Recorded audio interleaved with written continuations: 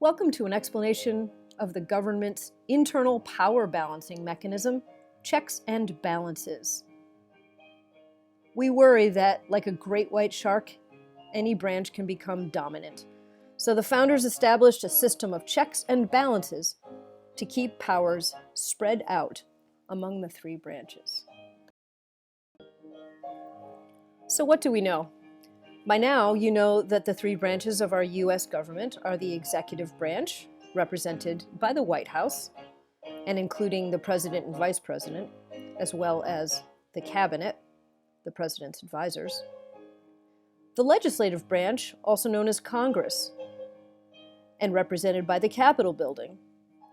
And the judicial branch, a system of courts whose icon is the Supreme Court building. All three branches have to work together for the government to run smoothly. For example, a law begins in the legislative branch, or Congress, where it is created. Then it moves to the executive branch, and that branch's job is to enforce the law. Then the judicial branch may explain or interpret that law later. So to keep the power fair and balanced, to the extent that it can be, the framers of the Constitution established a system of checks and balances among the three branches. Checks and balances is a system that allows each branch of government to limit the powers of all of the other branches, so that there's balance in the government.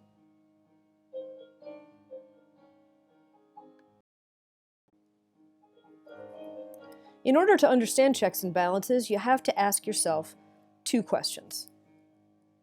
The first is, who has the power? A good example to illustrate this is making laws. The legislative branch can make bills to be offered as laws for the whole United States.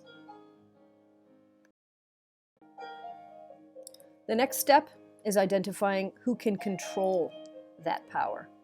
In the example of passing laws, after the legislative branch makes a bill that they agree with a majority in both the Senate and House of Representatives should become a law, they send it to the president. The executive branch, the president, can then approve or deny that bill. If the bill is signed by the president, that bill becomes a federal law for the whole country. But the president doesn't have to sign it. The president can use his check or control over the legislative branch and deny or forbid the bill go any further. This is called a veto. In Latin, veto means I forbid, and it's the president's attempt to stop that bill from becoming a law.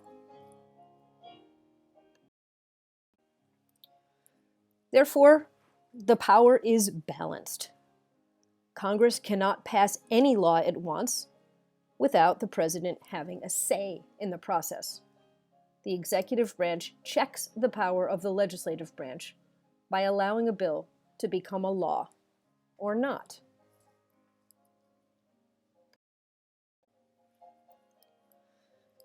Now, the legislative branch has another option in the case of a veto.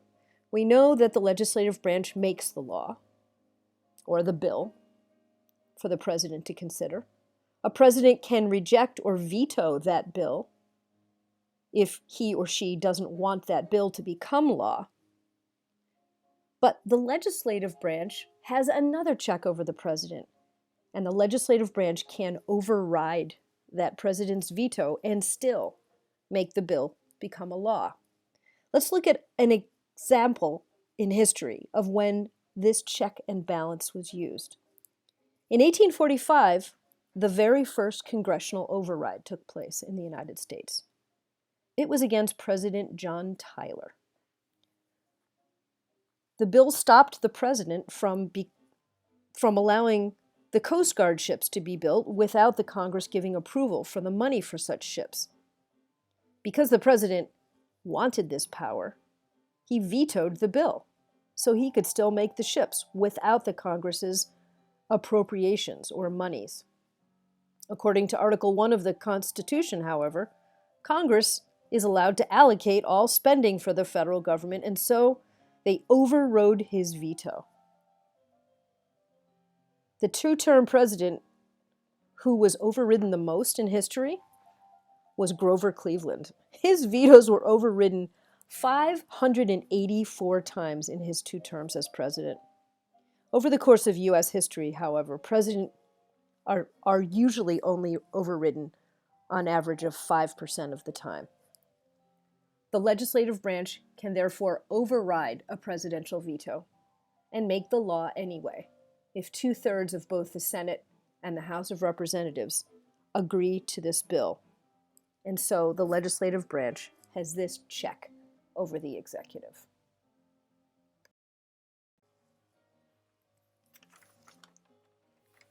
The executive branch can also control the judicial branch.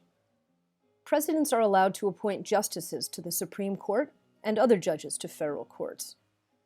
In a real-life example of a great moment in U.S. history which reflects this, we have in 1981, President Ronald Reagan appoints the first woman to the Supreme Court of the United States. Sandra Day O'Connor was the first woman ever nominated to the court, which had first convened in 1790. So it took 191 years for a woman to reach this highest court. The Senate approved her nomination 99-0, and she served for 24 years until her retirement in 2006. And now, out of the 9 justices on the U.S. Supreme Court, 3 of them are women. The chief executive, the president, therefore, can appoint judges to the Supreme Court to control who judges if laws in the United States are constitutional, as an example of the executive checking and balancing the power of the judicial branch.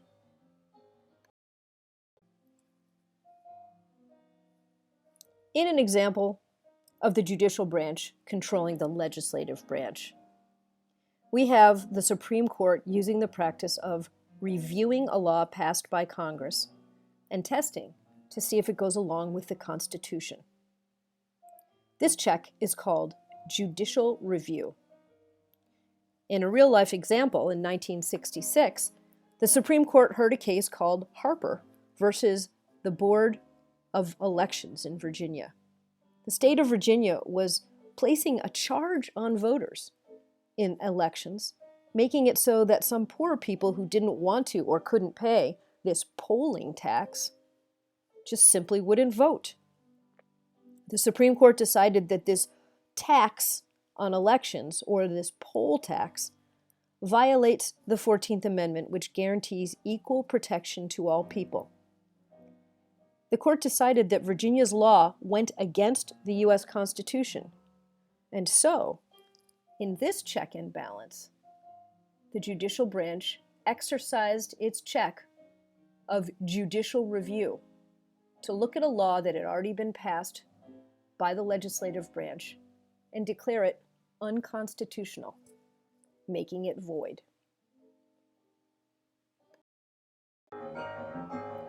Now it's your turn. To complete the worksheet called the Checks and Balances System, simply follow the 2 steps. Step number 1, who has the power to do the task at hand? And then you have to ask yourself the question, which branch is being controlled? So in the example of a veto, who has the power to veto? That's the executive branch. And which branch is being controlled? Well, the president is trying to control the passage of the bill by the legislative branch. So the answer would be, who has the power? The executive branch. And which branch is being controlled by a veto is the legislative branch. Good luck.